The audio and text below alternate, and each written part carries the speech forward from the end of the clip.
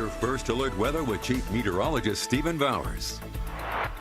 I've taken the banners off of our live cameras for you so that we can actually see the sky. It's just a little sliver of sky up there, but that's where we can see the most clearly where there is some smoky haze. And this is a live view from Highway 550 in Montrose. This is on the south side of town. And then we get up toward Delta. This is along Highway 50 itself, and we can certainly see the haze over the Uncompahgre Plateau there to the west of town. And then there's a live view from Grand Junction. This is downtown at First and Grand, and it looks clear right here, but there have been some occasions where we're seeing some billowing smoke up there on the plateau on the top left-hand side of the screen. We can see that a little bit better from the Grand Junction Airport. That's a live view looking southeast there, and we can certainly see that smoke, and then a few clouds over the top of it. And we've seen certainly more clouds today, and even a few showers, as we'll see on the radar here in just a second. But remember, these air quality health advisories continue until 9 o'clock tomorrow morning. These likely will be extended beyond 9 o'clock. They've been extended every day since last Friday, and so I have no reason to expect that won't happen again. So here's a plot of our current fires, the big fires at least.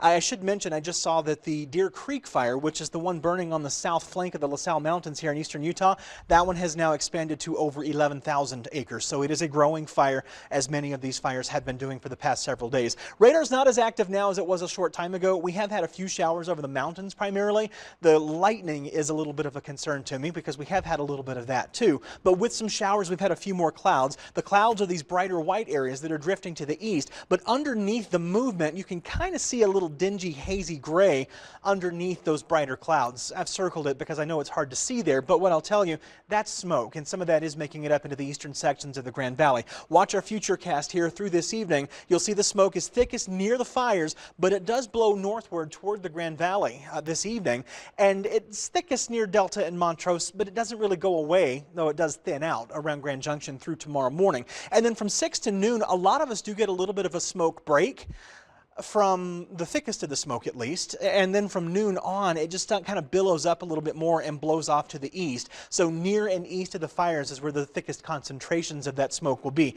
After that, watch this. We have some more smoke that comes in from the southwest.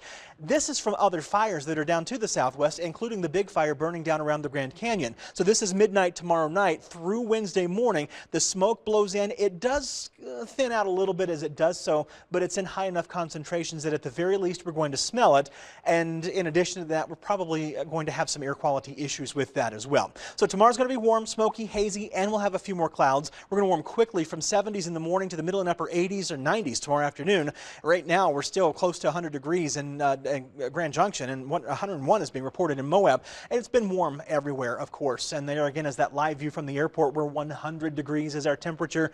It's slowly cooling, and we're down a degree since last hour, and we'll gradually step down toward the 90-degree mark by about 9 o'clock. Most of us cool to 60s for lows in the morning. Some of the cooler spots like Cortez will make it down into the 50s, and then we'll be back into the middle and upper 90s to lower 100s tomorrow afternoon. After that, I do have some cooling in the forecast. That cooling, though, is not cool.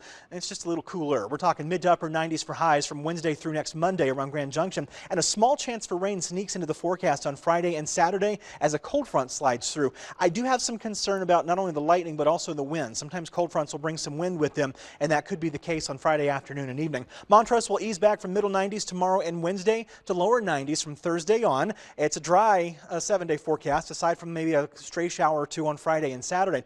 Delta, we're still close to 100 degrees tomorrow and Wednesday, and then middle and upper 90s are the forecast from Thursday through next Monday. And once again, this is a mostly dry 7-day forecast. Cortez, you get in on some slight cooling too, cooling from mid 90s on Tuesday and Wednesday to upper 80s and lower 90s from Thursday on.